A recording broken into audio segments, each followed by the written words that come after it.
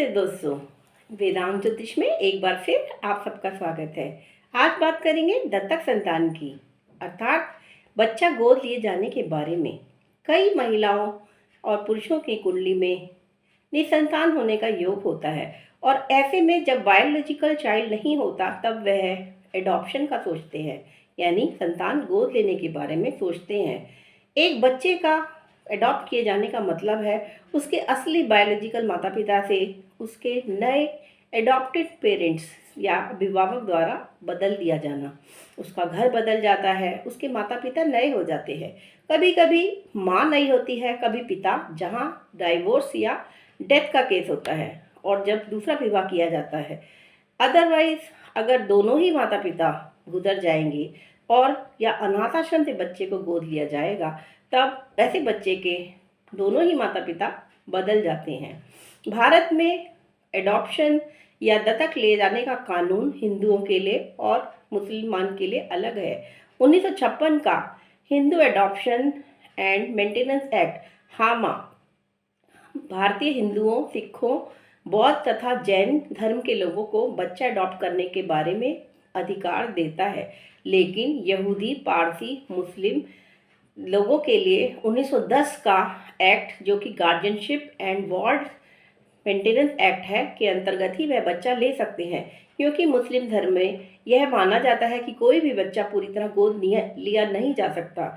इसीलिए उनके यहाँ बच्चा लेने पर वह संबंध केवल 21 साल की उम्र तक रहता है तथा ऐसे बच्चे को मुस्लिम धर्म में या यहूदी या पारसी धर्म में संपत्ति का अधिकार भी नहीं मिलता। लेकिन हिंदू धर्म का जो हामा एक्ट है, उसके अंतर्गत यदि कोई बच्चा गोद लिया जाता है तो उसे अपने अभिभावकों या नए माता पिता की संपत्ति में वैसा ही अधिकार मिलता है जैसे कि उनके अपने बच्चों को, अपने जनित बायोलॉजिकल चिल्ड्रन को मिलता है। तो आज बात करते हैं उदाहरण द्वारा बिल क्लिंटन जी की कुंडली में, जो कि अडॉप्ट किए गए, और पीवी नरसिम्हा राव जी की कुंडली में, जो कि एडॉप्टेड चाइल्ड थे। आइए कुंडली पर नजर डालते हैं। यदि किसी विदेशी को भारतीय बच्चा गोद लेना हो तो उसे न्यायालय में आश्वासन देना होगा कि वह उस बच्चे को अपने देश में ले जाने पर 2 साल के भीतर उस देश के कानून के अनुसार एडॉप्ट कर लेगा। हमारे हिंदू ज्योतिष में काफ़ी शोध होते रहते हैं। भारतीय विद्या भवन दिल्ली में 2007 से हमने इस पर अपने गुरुजी श्री के राव जी के मार्गदर्शन में शोध किया और करीब 200 कुंडलियों पर एडॉप्शन के पैरामीटर्स को लगाया। आइए जानते हैं कि हमारी रिसर्च से क्या सामने आया। हमारी रिसर्च में यह पता लगा कि जो व्यक्ति या जो बच्चा गोद लिया जाता है, उसके जन्म से ही उसके नवम भाव, यानी नवम भाव जो पिता के घर का स्वामी है, वह पीड़ित होगा तथा उसकी जन्म के समय दशा भी पीड़ित नवमेश की होगी तथा नवम भाव का संबंध 6, 8, 12 घर से आ रहा होगा। यह स्थिति न केवल लग्न कुंडली में बल्कि चतुर्थांश D4 तथा द्वादशांश D12 में भी दिखेगी। तो बिल क्लिंटन जी की कुंडली में आइए जानते हैं कैसे यह दिखता है कि वह एडॉप्टेड चाइल्ड है। बिल क्लिंटन जी जो अमेरिका के राष्ट्रपति रहे और उनकी कुंडली में ये भी योग है कि वह उनके जो बायोलॉजिकल फादर थे वह उनके जन्म से 3 से 4 महीने पहले ही गुजर चुके थे और फिर उनकी माता ने दूसरा विवाह कर लिया और उन्हें अपने दूसरे पिता या कह सकते हैं एडॉप्टेड फादर का नाम क्लिंटन भी प्राप्त हुआ। बिल क्लिंटन जी की कुंडली अगर हम देखें तो यह कन्या लगन मीन नवांश की कुंडली है, चतुर्थांश लगन धनु है और द्वादशांश लगन भी धनु है।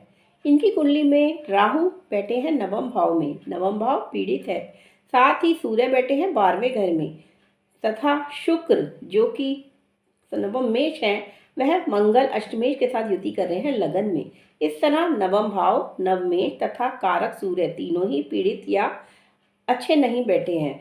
सूर्य कह सकते हैं अपने घर में है, लेकिन है तो 12वें घर में, तो 12 स्लॉट का रोल प्ले करेंगे। इसी तरह अगर हम इनका D4 देखें, तर्की चतुर्थांश देखें, तो वहाँ भी सूर्य राहु केतु एक्सिस पर है तथा लगन में ही मंगल बैठे हैं, पीड़ा दिखा रहे हैं, घर चेंज होना दिखा रहे हैं क्योंकि मंगल लगन से चतुर्भाव को देख रहे हैं।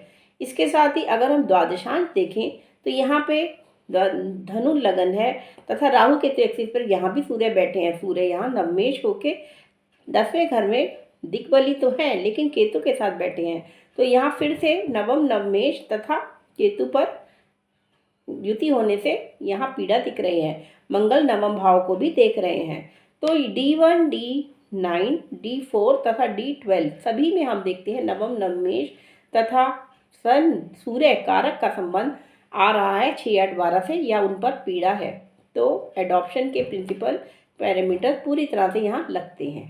आइए अब देखते हैं पीवी नरसिम्हा राव जी की कुंडली में क्या यह पैरामीटर लागू होता है। इनकी कुंडली 28 जून 1921 दोपहर को 1:02 वारंगल का जन्म है तथा कन्या लग्न है तथा सिंह नवांश की कुंडली है।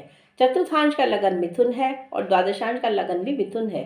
इनकी कुंडली में नवमेश शुक्र राहु केतु स्थित पर है तथा अष्टम में बैठे हैं केतु के साथ। इनकी कुंडली में इनका जन्म हुआ शनि में सूर्य की दशा में, और शनि अगर हम देखें तो वह 12वें घर में बैठे हैं बृहस्पति के साथ। सूर्य मंगल के साथ दिग्बली होके 10वें घर में बैठे हैं और सूर्य पिता के कारक है, इसीलिए इनको जन्म के साथ ही अडॉप्ट कर लिया गया।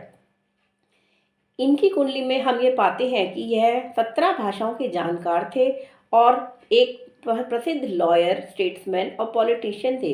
इनके कार्यकाल में भारत ने इकोनॉमिक ट्रांसफॉर्मेशन का पीरियड देखा और कई तरह के महत्वपूर्ण परिवर्तन हुए।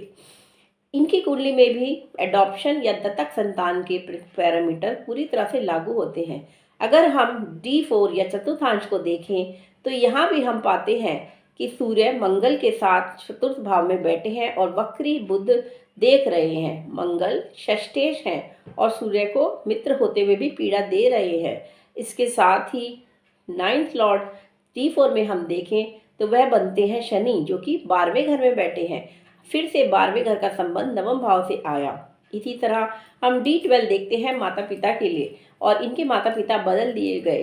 जन्म के साथ जो बायोलॉजिकल पेरेंट थे उनकी जगह यह अपने एडॉप्ट पेरेंट्स के पास रहे।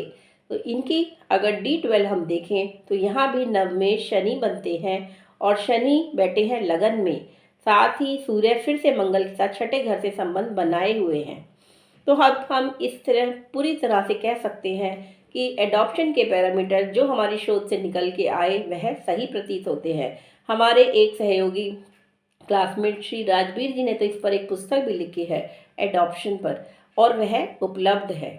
तो आइए आज के लिए चर्चा यहीं रोकते हैं और अगली बार आपसे फिर मुलाकात होगी एक नए टॉपिक के साथ। धन्यवाद।